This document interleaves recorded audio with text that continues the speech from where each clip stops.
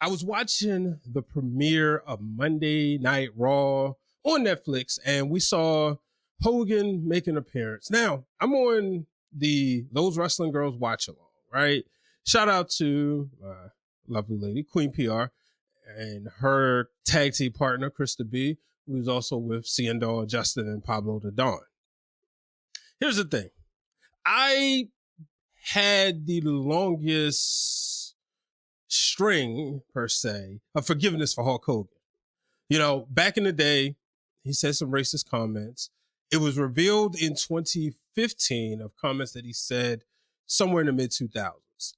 I forgave him for those. Didn't drag on the hatred that a lot of people, rightfully so, did. I even got a lot of heat for it. I had some people say, oh, okay. And then I got some people, oh, you such a this, that, and the other. How you gonna forgive me? And my response at that time was always, I read the book. I believe that, I saw the special, saw how Layla Ali saved his life. I believe he was a born-again Christian. But now he seems very angelical, right? The people who judgmental and the people who act like they holier art than thou. And the reason why I say that is because we saw how he was ready for the MAGA powers, brother. And it got to a point, I was like, man, I can't deal with this. Now, here is the thing. I'll say this, and because honestly, I thought I was done talking about Hulk Hogan. I was like, you know what? Unless it's a historical context, I am not defending my position anymore. Even when this past summer happened, I did an episode where I declared I was over it through and through, like, okay, whatever. But this comes back up because Hulk Hogan, unfortunately, stole a lot of the light from Raw being on Netflix for the first time ever. We should be talking about the fact that The Rock was there. We should be talking about the fact that, WWE enters a new era, or the fact that the tribal chief, the person who dethroned Hulk Hogan for most main events, we should be talking about him and how he is the greatest of all time. But no, we're talking about Hulk Hogan getting booed. And there's a lot of people out there, the internet. It got to a point, to be honest with you, I was like, all right, I'm tired of seeing this. Not because, I still like Hogan. No, I got tired of seeing it. I got tired of seeing it. It was the same thing over and over again. We get it.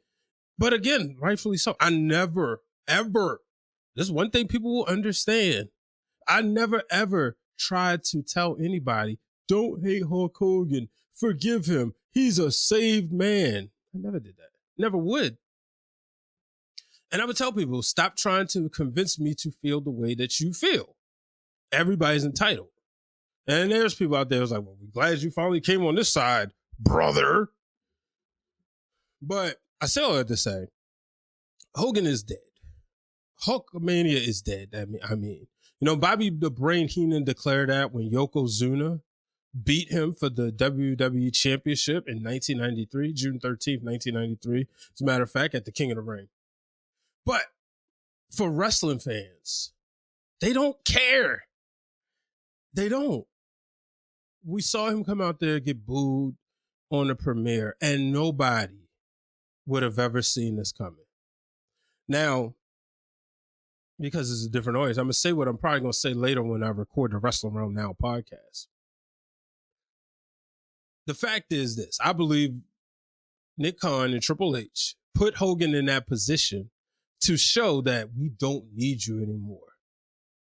It's not like Hogan has the same relationship with Triple H that Triple H has with Ric Flair. So I could see them doing that. Say, look, now we showed you the fans don't like you anymore. And I seen this thing on CNN. They said Hogan should become a heel. We don't need him. There's certain types of heels. There's heels that you can't wait to boo. That is Gunther. That is Drew McIntyre. Then there's heels you just don't want to see. Folks, that is held by another racist named Tessa Blanchard. Now, she's somebody I work with, and I've mentioned before, and she was very difficult to work with as far as the social media content in which I was doing. That was my experience, but I also see a lot of other ladies who are have way more followers than I do, way more popularity, who, actually like the wrestlers who said, yeah, it was a difficult experience and she was a bully. But, she has a chance, I guess. But I sit and I watch this Hulk Hogan guy. And like I said, it's very disturbing that he's doesn't get it. You can kind of see him looking like he's going through his stick, and I get it. WWE has this big partnership with Real American Beer. Good, get your money. But you don't need Hulk Hogan out there. And I just think the days of cheering Hogan are long gone. The fans got older. If the fans of John Cena have gotten older, the fans of Hogan was getting older in 92. Hence he became heel and became Hollywood Hogan. And then when you needed that nostalgia pop, 99, he puts back on the red and the yellow. Oh, it's so cool. Then it faded away. Then he came back to WWE. Then he was Hollywood Hogan. Then in 02, afterwards, he put his red and yellow gear. The fans were back into it. Had the nostalgia going for, and it worked for a year. But now all of us are older. And the fan base didn't translate to the next one because he disappointed us so much. Now, here's one thing I'll say. Let me put this to y'all. Let me explain something, because people will say that it's the racism, the reason why people hate Hulk Hogan. Yes, to a certain degree. There's a certain part of the audience that feel that way. Then there's the other part of the audience that hate Hulk Hogan is because he's a MAGA power, right? So you have both of those. And then the part that hated Hogan long before both of those was the hardcore wrestling fans, because they heard Hogan was politicking and keeping their favorite wrestlers back. That's the part that hates Hulk Hogan. So when you have all of these, right? Sometimes they say you live long enough to, become a hero, but you live long enough to become a villain. I've gone on record and said, a lot of people who clamor for the Macho Man Randy Savage, have you watched his Dark Side of the Ring? Have you watched his A&E special? I don't think Macho Man would be looked upon fondly if he was still around unless he clarified all of that up. That's just my opinion. The Ultimate Warrior was another one. See, when the Warrior came back and right before he died, everybody was excited because WWE presented us at the Ultimate Warrior was this mythical, larger than life figure. And they had forgiven him from the whole self-destruction of the Warrior business. But when you really think about it, right?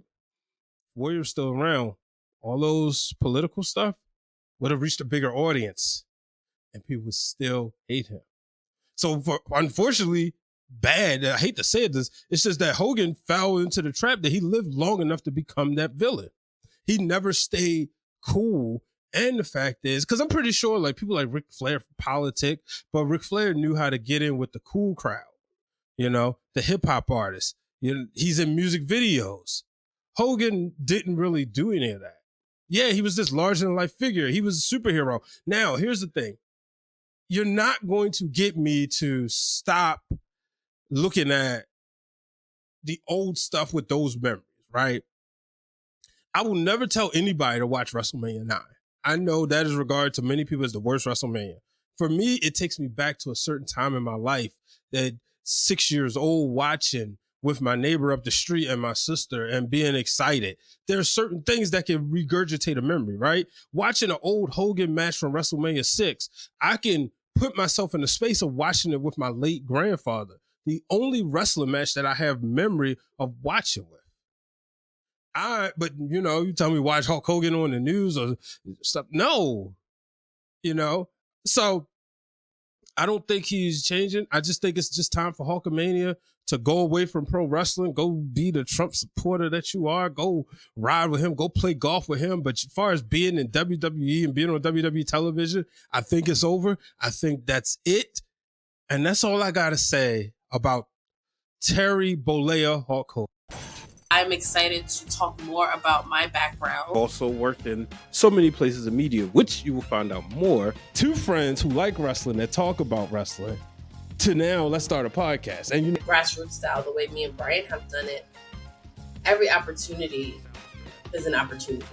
kind of makes me want to step my game up a little bit more, just because the space is so oversaturated. Anyone can start a podcast. I live in New York City, so there's, opportunity everywhere in New York. Like, everyone's doing something. You go to a bar for happy hour, the bartender has a business. And you apply that same strategy to network. You being very intentional. Find your why. What's the reason?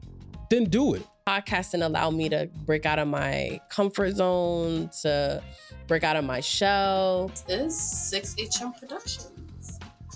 Before we get started with today's show, I just want to remind you that you can save 10% on your order with Symphony of Balloons, a luxury balloon company that also offers a 360 camera. Just simply mention you heard about them on Breaking Through Glass Ceiling.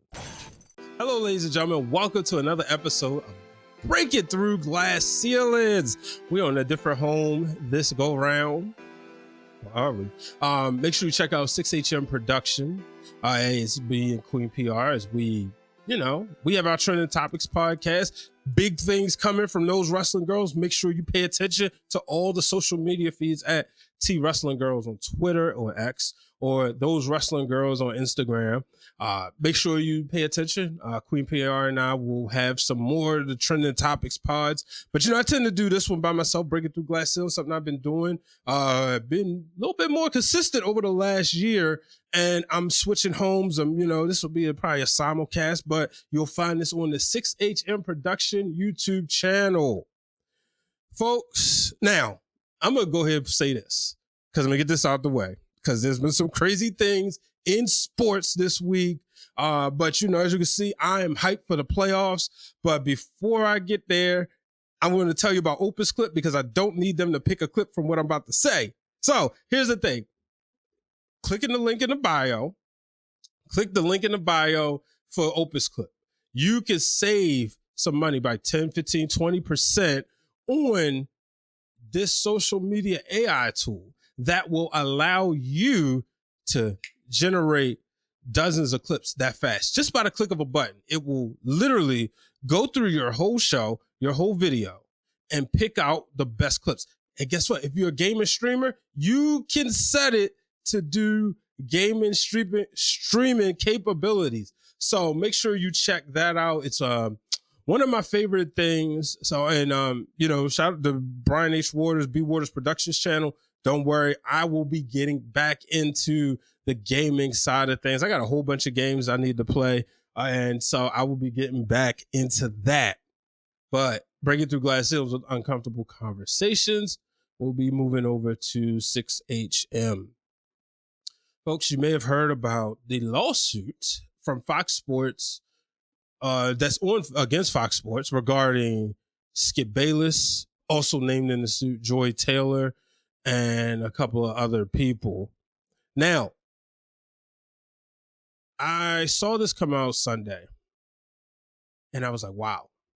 Y'all been watching me long enough to know that I've been a fan of Skip Bayless for years. I've mentioned a couple of times my interactions with him at ESPN, where, first time I met him, I was just holding the door open. He was like, oh, go ahead. Now, the next time we actually got to talk some sports, he talked about me. I told him I was a Cowboys and Ravens fan at the time. Go Ravens, obviously now. And Skip was always straight up. And the thing I always appreciated, he would always talk. He didn't act like he would walk past you. Like, he didn't purposely look over you so he didn't have to talk to you. And there's a lot of people who were on their talent that did that. Some of your favorite hosts were very difficult to work with. Skip Bayless wasn't one of those people who was like that. But when I saw this, that he allegedly offered a woman millions of dollars to sleep with her, I thought that was very sick. So I don't know what's true. I will say this. Let me step back. So that's a part of the suit. And then also Joy Taylor's name, right? Now, to my gathering, she's named in the suit because the person suing is trying to prove that Fox Sports is a workplace that's not friendly, that you kind of got to sleep your way to the top and all that stuff. That's the way my interpretation is. And, you know, seeing Joy Taylor's name, and I was like, oh man. Now, I've been very vocal about being a fan of hers. I was on a show with Joy Taylor, hosted by Ashley Baker, and we was joined by Renee P. Washington, my good sister, and my good bro, Mark Gunnels. And this was the beginning of 2021. And at this time, we was all like, you know, we was talking sports. We was getting ready for the playoffs that year. And we were so like, you know, seeing that Joy's name was in there, it was upsetting. And the lady brought up some things, you know, and here's what I'll say. I don't know. I'm reserving judgment. Now, why do I bring this up? Because I wanted to plug a great listen for y'all. Listen to Van Lathan and Rachel Lindsay. They break down that. And they're very vocal about, you know, having a, you know, relationship with Joy. And Rachel does an incredible job and maybe very unpopular, but it made sense. And I listened to it with open ears and I'm like, okay, you know, I'm a fan of theirs. But Rachel did an incredible job explaining why Joy Taylor is named in this suit. So I want y'all to check that out. You know, obviously things are still ongoing, the investigation and lawsuits, all that. So I don't expect comment, but I do say I did still see Joy Taylor on my television, which is great. I haven't seen a video as of this recording from Skip Bayless yet. I know he's no longer an employee of Fox Sports. There are people saying it could have been different reasons, but unfortunately, you know, the public shaming is what I'm not happy that I've been seeing all online with Joy Taylor, a black woman. You know, it seems as if everybody's like forgetting about Skip Bayless, forgetting about Dixon. I think this is his name, Dixon, the guy who the executive vice president. You know, even the fat piece of shit, Jason Whitlock, has a lot to say and talk about he stayed away from Joy. And everybody's throwing out the video about the Isaiah Thomas. I met the criteria, but I wasn't selected. Shut the fuck up. I'm sorry. It's so frustrating. You know what I mean? And at the end of the day, people will never hesitate to take down a black woman. And that's the sad part. You know, in a court of public opinion, that's what people like to do. Any ounce, they jump on it. So that's unfortunate, and I'm not happy about that. But I'm going to move on to some happy things because guess what? As you can see, it's playoff time. Here we go again. A year ago, around this time, my Baltimore Ravens were the number 1 seed in the AFC, the favorites to win the Super Bowl that year. They had all the tools, but they fell short to the Kansas City Chiefs.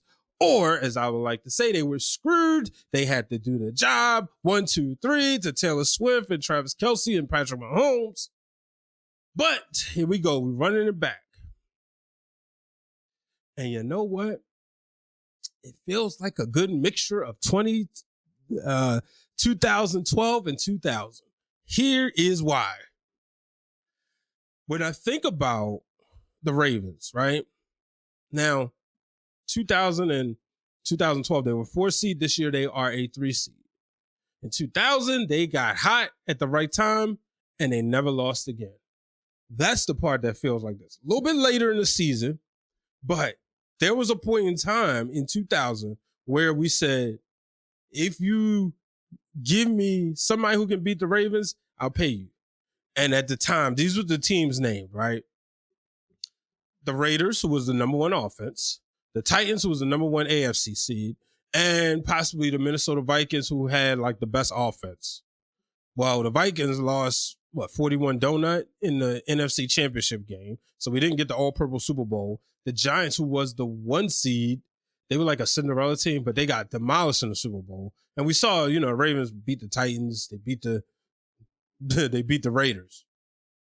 So that's how it feels like 2000, right? This team of destiny, right? But it feels like 2012 because it feels like unfinished business. You look at what happened in 2012. It was losing to the New England Patriots in the AFC Championship game. And the goal was to get right back there. Now, they had a rematch week 3. Fortunately, they won. It was in Baltimore. Last year, they lost to the Kansas City Chiefs. This year, they opened the season against the Chiefs and lost because Isaiah Likely's toe was a few inches over the white line. So we didn't get the overtime or whatever, right? So we lost that game. Then kind of played with their food a little bit. But if you look at this season, a lot like 2012, there was no game that the Ravens should have lost. 2012, they did get blown out by Houston, but it was one of those things where they just was not in sync. With this one, it's in 2012, they did make the significant change, firing Cam Cameron because he wasn't utilizing the offense to the full ability. 2024, the way they've been playing, after the bye week, because they really should have beat the Steelers the first time, and they sure should have beat the Eagles. But after the bye week, they've been beating everybody up. Every game, they've scored over 30 points, and they've been holding the opponents down. The defense, Marlon Humphrey yelled at the defense, hey, say you had to have some heart-to-heart conversations. Lamar Jackson says mother cussed him out. And with all of that, the Baltimore Ravens been rolling, baby. So they get the Pittsburgh Steelers, a Steelers team who's lost, 4 straight? And they just haven't been able to find their rhythm. You could tell there's a lot of problems. I expect a lot of changes in the offseason. But the Steelers just haven't been playing good football. Now, these are the type of games that kind of get you like, oh, man. But what if, right? What if the Ravens come out there? I dropped my phone. What if the Ravens come out there and they half-ass? But they are so locked in. Lamar Jackson's locked in. Derrick Henry's locked in. I really do believe the Ravens are going to go all the way to New Orleans once again, win the Super Bowl. But just some numbers out there, right? It's been 12 years. This would be 12 years from the first one, 24 years from the previous one. So that's 12s in increments, right? Jacoby Jones, number 12. We lost Jacoby at the beginning of the season. Jacoby Jones could have been the Super Bowl MVP. He also wore the number 12, but he's also from New Orleans. So there's a lot of that. Lamar Jackson, he's 28 years old. Trent Dilfer was 28 when he won the Super Bowl. Joe Flacco was 28. So who knows? Who knows? I'm very excited. I know Lamar Jackson's locked in. He's ready. When you lose like that, you do everything you can to get back. I was watching Hard Knocks, and Todd Monken said, you can't take for granted the playoffs. You're not guaranteed to get there every year. But it feels like they added that missing piece. In 2000, the missing piece on offense was Shannon Sharp. One of them, per se. Drafting Jamal Lewis. In 2012, the missing piece was adding Brian McKinney. That's for one. And then Justin Tucker. Rookie Justin Tucker. Somebody who I was hard on, right? I'll be honest. 12, earlier this year, I was like, all right, it's time for Tucker. Thank you, but it's time to go. But he figured it out. So I'm hoping and praying that the Ravens get it done, folks. I think this is their year. But ladies and gentlemen, that'll do it for this week's episode of Breaking Through Glass Ceilings. Thank you, everybody, for following me along this journey. I actually just updated my reel. I'm gonna add it to this. I'm gonna add it to this. But I've just updated my broadcast on air talent reel, so definitely looking to collab more. Happy 2025. I'm very excited about everything that's coming down the pipeline. Make sure you check me out on the Ring of Wrestling show. We got a lot of cool things. Make sure you check me out on the wrestling realm. And remember, folks, do not let anyone place a ceiling above your success. So long, everybody. Ladies and gentlemen, if you want to support this podcast by wearing a t-shirt, whether it's the one that says Breaking Through Glass Ceilings or the one that says No Ceilings Above Success, simply go to foryourwear.com. Also, you can support some of your other favorite podcasts and content creators, including Those Wrestling Girls, Seahawk, and the Wrestling Club. And you can support some of your favorite independent wrestlers, including Jay Bougie, Trisha Dora, Chaz the Don. Shoot, all the Pure Ignorance is on there. So go on foryourwear.com, go under personalities, you'll find Brian H. Waters, and buy a t-shirt. And remember, I'll give you a shout out on the show. Ladies and gentlemen, are you in the gym every week? Are you looking to kind of keep yourself cool while you work up a nasty sweat? Well, I got the best thing for you. Cooling bands, bandanas, cooling towels, and so much more. Go to Vertical Athletics, get your favorite team in MLS or MLB, or guess what? Now they have a custom option so you can upload your own logo and you can save 10% at checkout when you enter the code Brian H. Waters. Go to verticalathletics.com, use the code Brian H. Waters to save 10% on some of your best cooling gear. With Hulk Hogan, we've always known him to have his punchlines. Let me tell you something, brother. Usually starts it off and what you're going to do when Hulkamania runs wild on you. We in Philadelphia. Have you ran the Rocky Steps yet?